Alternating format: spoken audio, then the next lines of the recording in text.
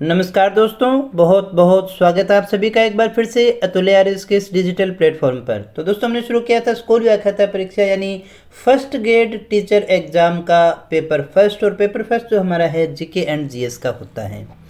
तो दोस्तों, हमने पिछली क्लास में जो शुरू किया था वो था हमारा भारतीय राष्ट्रीय आंदोलन, और इसकी दो भाग अपने पहले पढ़ चुके हैं। आज अपने इसका तीसरा भाग पढ़ने वाले हैं दोस्तों। बहुत ही इंपॉर्टेंट टॉपिक है, यहाँ से बड़े अच्छे अच्छे क्वेश्चन बनते हैं और आपसे पूछे जाते हैं दोस्तों। तो दोस्तों, वीडियो को शुरू करने से पहले अगर अभी तक आपने वीडियो को लाइक नहीं किया है तो कर दीजिएगा, और चैनल को सब्सक्राइब नहीं किया है तो भी कर लीजिएगा, क्योंकि इस तरह के क्वालिटी एजुकेशन वीडियो केवल और केवल आपको यहाँ इसी चैनल पर मिलते हैं। और साथ ही मैं आपको बता दूँ, केवल यही चैनल है जो आपको किसी भी कोर्स का पूरा सिलेबस करवाता है। किसी भी विषय का या किसी भी परीक्षा का पूरा सिलेबस आपको बिल्कुल फ्री अवेलेबल करवाता है, और वो भी बेस्ट कंटेंट के साथ में। तो चलिएगा शुरू करें आज की क्लास को। यहाँ जो हमारा सिलेबस चल रहा था, हम रोज़ाना इसको देखते ही हैं। यहाँ तक हमारा हो चुका है, यहाँ तक हो चुका है। हम ये पढ़ रहे हैं rise of national movement, Bharat का राष्ट्रीय आंदोलन। काफ़ी इंपॉर्टेंट टॉपिक है। तो दोस्तों, अगर अभी तक आपने हमारे टेलीग्राम चैनल को ज्वाइन नहीं किया है तो भी उसे कर लेना, क्योंकि इनकी जो पीडीएफ है वो आपको वहाँ पर मिलती है और क्लासेस की इन्फॉर्मेशन आपको वहीं पर मिलती है। साथ ही आप हमारा एंड्रॉयड एप्लीकेशन भी डाउनलोड कर लीजिएगा, क्योंकि वहाँ पर आपको टेस्ट, पीडीएफ, करंट जो भी अफेयर्स होता है, करंट अफेयर्स जो होता है वो आपको वहाँ पर उपलब्ध करवाया जाता है। तो दोस्तों, इस वीडियो में हम बात करेंगे भारतीय राष्ट्रीय आंदोलन के विषय में। ये इसका तीसरा भाग है, और इस तीसरे भाग में हम डिस्कस करने वाले हैं उदारवादी चरण के विषय में। तो ये जो हमने यहाँ पर सबसे पहले डिवाइडेशन किया था, भारतीय राष्ट्रीय आंदोलन को अपने तीन भागों में बांट सकते हैं: उदारवादी चरण, उग्रवादी चरण, और तीसरा है गांधीवादी चरण। आप इसे नरमपंथी भी कह सकते हैं, आप इसको गर्मपंथी भी कह सकते हैं। अलग अलग इतिहासकारों ने इसमें अलग अलग नाम दिए हैं। तो हम इस उदारवादी चरण को आज पढ़ने वाले हैं, यानी नरमपंथी को आपने पढ़ने वाले हैं। इनका जो उद्देश्य था वो ब्रिटिश शासन के अंतर्गत सुधार था, और इनकी जो विधियाँ थी वो थी अनुरोध पत्र और ज्ञापन वगैरह दे करके अपने जो कार्य है वो करवाया करते थे, अपनी मांगों को पूरा करवाया करते थे। इसके प्रमुख नेता अगर हम बात करें तो फिरोज शाह मेहता है, बदरुद्दीन तैयब जी हैं, दादा भाई नौरोजी हैं और गोपाल कृष्ण गोखले हैं। आइए देखें उदारवादी चरण में कौन कौन सी घटनाएं घटी और कौन कौन से फैक्ट हमें याद करने हैं। तो उदारवादी राजनीति का युग जो है वो 1885 से 1905 तक का माना जाता है। 1905 तक, 1885 से लेकर के 1905 तक का जो समय है वो कौन सा है? वो उदारवादियों का है, याद रखिएगा, उदारवादियों का है। आप इसे नरमपंथी भी कह सकते हैं। और ये कांग्रेस की प्रारंभिक स्टेज थी दोस्तों। यहाँ पर किस तरह की गतिविधियाँ हुई, तो यहाँ पर सबसे पहले आपको ये याद रखना है कि 1885 में जैसे ही भारतीय राष्ट्रीय कांग्रेस की स्थापना होती है, उसके साथ ही भारत का स्वतंत्रता आंदोलन जो है वो प्रारंभ हो जाता है। वहीं से अपने इसका प्रारंभ मानते हैं। 1885 से 1905 तक पहला चरण है, प्रथम चरण है, जिसके ऊपर हमें नरम दल का प्रभाव देखने को मिलता है, नरम पंथियों का प्रभाव देखने को मिलता है, उदारवादियों का प्रभाव देखने को मिलता है। तो 1885 से 1905 तक का जो पहला चरण है वो उदारवाद राजनीति का युग है। नरमपंथी उसमें विशेषतः प्रभाव रखते थे, उन्हीं की नीतियां इसमें चलती थी। इस चरण या काल में कांग्रेस पर उदारवादियों का प्रभाव हमें दिखाई देता है। अब यहाँ जो आपको याद रखना है वो देखिएगा, इन्होंने सरकार का अधिक विरोध नहीं किया है। देखिएगा, वैसे भी कांग्रेस के निर्माण में जो मुख्य भूमिका थी वो ह्यूम की थी और काफ़ी हद तक सरकार की थी। तो ये सरकार का ही विरोध करके कोई मुश्किल मोल नहीं लेना चाहते थे उस समय की परिस्थितियों के अनुसार, इसलिए इन्होंने सरकार का कोई विरोध नहीं किया, बल्कि इन्होंने क्या किया, सुधारवादी रुख अपनाया। तो यहाँ ये क्वेश्चन पूछा जा सकता है, जो आपके कथन कारण है उन रूप में पूछा जा सकता है। सुधारवादी रुख इनके द्वारा अपनाया गया, लेकिन सरकार का अत्यधिक विरोध इनके द्वारा नहीं किया गया। केवल प्रतिवेदन, प्रार्थना पत्र और ज्ञापन के जरिए सरकारों से अपने अधिकारों की मांग की। तो देखिएगा दोस्तों, अगर आपसे पूछा जाए उदारवादियों ने या नरमपंथियों ने अपने अधिकारों की मांग कैसे की, कौन सी विधियां अपनाते थे, वो हड़ताल करते थे क्या, तो नहीं करते थे। तो वे क्या करते थे, फिर वो प्रतिवेदन देते थे, प्रार्थना पत्र देते थे, ज्ञापन देते थे। जैसे आजकल आपने देखा होगा एसडीएम को ज्ञापन दे दिया, कलेक्टर को ज्ञापन देते हैं ना अपनी मांग का, ताकि वो मांग जो है वो सरकार तक पहुंच जाए। तो ऐसे ही अपने अधिकारों की मांग ये ज्ञापन, प्रार्थना पत्र और प्रतिवेदनों के माध्यम से किया करते थे। लेकिन ये सुधार चाहते थे, लेकिन इन्होंने सरकार का जो विरोध है वो नहीं किया था। इन उदारवादियों के द्वारा ये जो नीति अपनाई गई उसे कहा जाता है राजनीतिक भिक्षावृत्ति। उदारवादियों के द्वारा ये जो राजनीतिक भिक्षावृत्ति अपनाई गई उसके कारण ही उग्रवादी कहें या आप इन्हें राष्ट्रवादी कह सकते हैं या फिर आप इन्हें गर्मपंथी कह सकते हैं, इन्होंने इस युग को भिक्षावृत्ति के युग की संज्ञा दी। यानी 1885 से 1905 का है ये जो काल है, इसमें अनुनय विनय की नीति थी। अनुनय विनय की नीति यानी प्रार्थना पत्र देना, ज्ञापन देना, ये जो है सारे काम यहाँ पर किए जाते थे। और इस नीति को कहा गया था राजनीतिक भिक्षावृत्ति। इस नीति को क्या कहा गया, राजनीतिक भिक्षावृत्ति। और इसी के कारण हम कह रहे हैं ना कि कांग्रेस के दो रूप, आपको दो दल मिलेंगे, एक गर्म दल है और एक नरम दल। पहले नरम दल का प्रभाव आता है, फिर कुछ समय गर्म दल का भी आता है। तो गर्म दल के नेताओं ने या गर्म दल के द्वारा इसी राजनीतिक भिक्षावृत्ति के कारण इस पूरे काल को ही 1885 से 1905 के काल को ही क्या कहा गया, भिक्षावृत्ति का युग कहा गया। अगर आपसे पूछा जाए भिक्षावृत्ति का युग कौन से काल को कहा गया है, तो 1885 से 1905 तक के काल को कहा गया है। किसने कहा है, तो उग्रवादियों या राष्ट्रवादियों या गर्मपंथियों ने कहा है। किस लिए कहा है, क्योंकि उदारवादियों की जो नीतियां थी, जो प्रक्रिया अपनाई जाती थी, वो एक तरह से राजनीतिक भिक्षावृत्ति ही थी। उसी के कारण इन्होंने इसे भिक्षावृत्ति के युग की संज्ञा जो है इनके द्वारा दी गई थी, गर्मपंथियों के द्वारा दी गई थी। अब हम देखें इसके मुख्य नेता कौन थे। तो पहला जो मुख्य नेता आता है सुरेंद्रनाथ बनर्जी, दूसरे हैं दादा भाई नौरोजी, तीसरे हैं फिरोज शाह मेहता और चौथे हैं गोपाल कृष्ण गोखले। ये इसके मुख्य नेता हैं। 4 नेता मुख्यतः, ये हमने स्टार्टिंग में भी देखा था, और चारों का ही बड़ा अहम रोल है। दादा भाई नौरोजी को तो अपने जानते ही हैं, काफ़ी ज़्यादा इनका poverty and un British rule in India, धन निष्कासन का सिद्धांत है जिसके कारण ये जाने जाते हैं। तो देखिएगा, समझते हैं थोड़ा सा नरमपंथियों की या फिर अपने कहीं जो उदारवादी थे, उदारवादियों की विचारधारा को, कैसी विचारधारा वो रखते थे।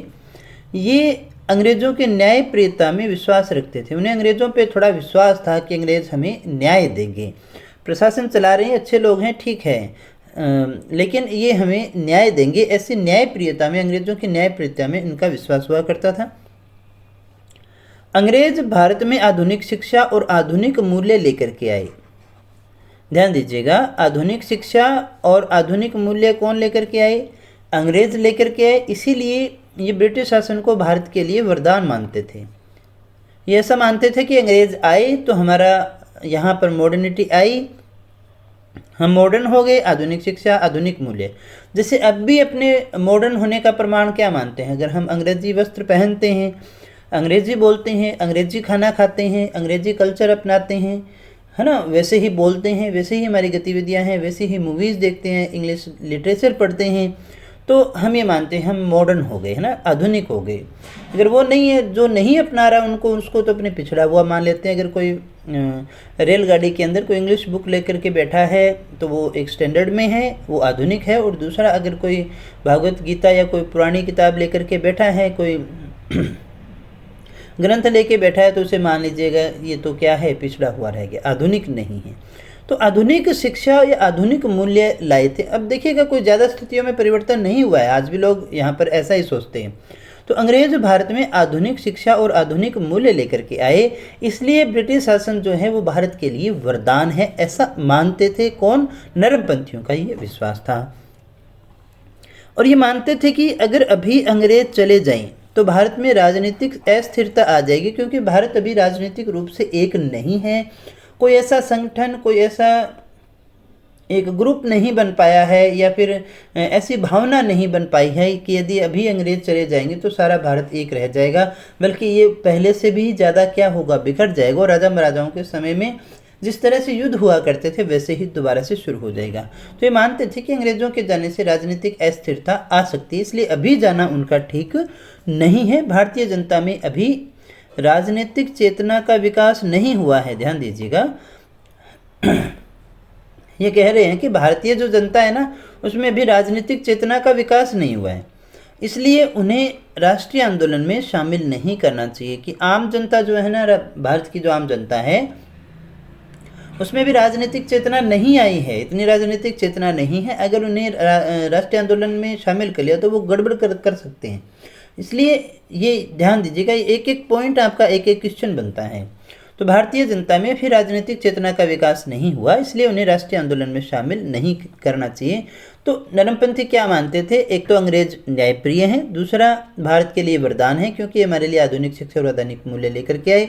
अभी अंग्रेज चले गए तो भारत में अस्थिरता आ जाएगी, राजनीतिक अस्थिरता आ जाएगी। और चूंकि भारतीय जनता में भी राजनीतिक चेतना का विकास नहीं हुआ है, इसलिए उन्हें हमें राष्ट्रीय आंदोलन में भी शामिल नहीं करना चाहिए। और राष्ट्रीय आंदोलन में सभी जाति धर्म के लोगों को शामिल करना चाहिए। ये भी धार्मिक सहिष्णुता की भी बात यहाँ हमें देखने को मिलती है। धार्मिक सहिष्णुता भी अपने यहाँ पर देख सकते हैं कि सभी जाति धर्म के लोग इसमें, यानी किसी एक विशेष वर्ग का ऐसा नहीं है कि प्रतिनिधित्व राष्ट्रीय आंदोलन में रखें, सभी जाति धर्म के लोगों को इसमें शामिल करना चाहिए। और सबसे बड़ी बात कि भारतीय लोगों का शैक्षिक विकास होना चाहिए, शिक्षा की दृष्टि से बहुत ही ये पिछड़े हुए हैं। प्रार्थना पत्र, ज्ञापन, सम्मेलन करने चाहिए, सम्मेलन बुलाएं, ज्ञापन दें, प्रार्थना पत्र, इनके माध्यम से राष्ट्रीय आंदोलन को बढ़ावा देना चाहिए। इसी के माध्यम से बढ़ावा देंगे तो फिर हमारी जो मांगे हैं वो पूरी हो जाएंगी, ऐसा मानते थे नरमपंथी। अब हम देखें, ये तो था सरकार के प्रति कांग्रेस का विचार। सरकार कांग्रेस के बारे में कैसा विचार रखती थी उसको भी देख लेते हैं। आरंभ में तो सरकार ने कांग्रेस का समर्थन किया, क्योंकि इन्हीं का बनाया हुआ था और अपने फायदे के लिए बनाया, ऐसा अपने मानते हैं। तो आरंभ में तो सरकार ने कांग्रेस का समर्थन किया, कांग्रेस ने भी सरकार का किया, लेकिन धीरे धीरे कांग्रेस के लक्ष्यों में वृद्धि होती चली गई, स्वशासन की मांग आनी शुरू हो गई। तो कांग्रेस के जो लक्ष्य हैं वो धीरे धीरे बढ़ने शुरू हो गए, स्वशासन की मांग, एक आंदोलन तैयार होना शुरू हो गया। इसके कारण कांग्रेस जो है सरकार की विरोधी हो गई। ध्यान दीजिएगा, यहाँ पर हमने क्या कहा, सरकार की विरोधी हो गई। तो फिर क्या सरकार कांग्रेस के पक्ष में रहेगी? नहीं। तो कई प्रकार से सरकार ने इसको रोकने की कोशिश की, सरकार ने भी इसको रोकना चाहा, और इसी वजह से सरकार जो है वो कांग्रेस की कट्टर दुश्मन बन जाती है। सरकार क्या है? कांग्रेस की कट्टर दुश्मन बन गई, क्योंकि इन्होंने अपने लक्ष्यों को बढ़ा लिया। एक प्रकार से हम इसको इस तरह से समझे कि सरकार ने कांग्रेस का निर्माण किया अपने फायदे के लिए। कांग्रेस बनी तो समर्थन दिया ताकि संगठन जो है वो चलता रहे कुछ समय तक। अभी जो लक्ष्य थे उसके हिसाब से ठीक था, लेकिन धीरे धीरे कांग्रेस में स्वशासन की मांग होने लगी, लक्ष्यों में वृद्धि होने लगी, और धीरे धीरे ये सरकार की विरोधी, जैसे जैसे संगठन बढ़ता गया तो सरकार की विरोधी होना शुरू हो गई। तो जब विरोधी हो गई तो सरकार भी इसकी कट्टर दुश्मन बन गई, और अनेक उपाय करके इसे रोकने की भी कोशिश की थी। इन्होंने राष्ट्रवादियों को नमक हराम बाबू, देशद्रोही ब्राह्मण, हिंसक खलनायक और कांग्रेस का देशद्रोह का कारखाना, वहाँ पर देशद्रोह यानी कि राज्य की जो सरकार है उसके खिलाफत करना देशद्रोह माना जाता है। देशद्रोह, पद प्राप्त करने वाले निराश उम्मीदवार और असंतुष्ट वकील का, इतनी संज्ञाएं किसके लिए प्रयुक्त की गई हैं? नरमपंथियों के लिए प्रयुक्त की गई हैं। कांग्रेस के जो लोग थे उनके लिए की गई कि ये तो नमक हराम बाबू हैं, देशद्रोही ब्राह्मण हैं, हिंसक खलनायक हैं। कांग्रेस जो है वो देशद्रोहियों का कारखाना है, पद प्राप्त करने वाले निराश उम्मीदवार और असंतुष्ट वकील हैं। दोस्तों, क्या सच में ऐसा था? नहीं था, क्योंकि वो अपने अधिकारों की मांग कर रहे थे।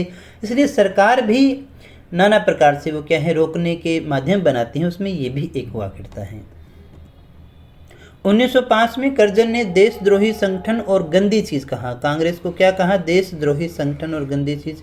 क्यों कहा? क्योंकि वो क्या कर रहे थे? अंग्रेजों का विरोध कर रहे थे और अपने अधिकारों की मांग कर रहे थे। कांग्रेस अपनी मौत की घड़ियां गिन रही है। भारत में रहते हुए मेरी एक सबसे बड़ी इच्छा है कि मैं इसे शांतिपूर्वक मरने में मदद कर सकूं। ये कहने वाले कौन थे? करजन थे दोस्तों। ये हमने पीछे भी पढ़ा था। तो इस प्रकार से हम देखें, सरकार तो आरंभ में तो कांग्रेस के साथ रही, लेकिन जैसे जैसे कांग्रेस के लक्ष्य जो हैं सरकार के खिलाफ होते चले गए तो सरकार ने उसे बदनाम भी करने की कोशिश की और उसके ऊपर कई प्रकार के प्रतिबंध भी आगे चल करके वो लगाती हैं।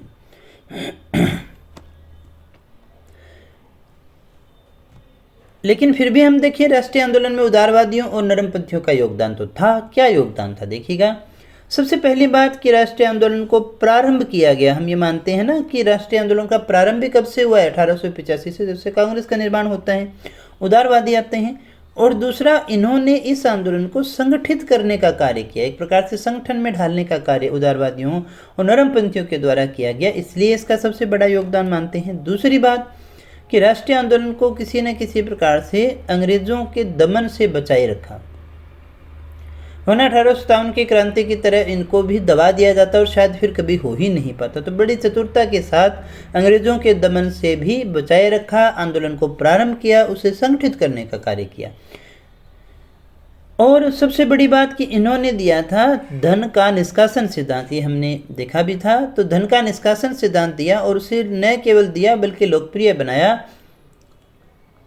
और इसके धन निष्कासन सिद्धांत से ही अंग्रेजों का शोषणकारी चेहरा सामने आया।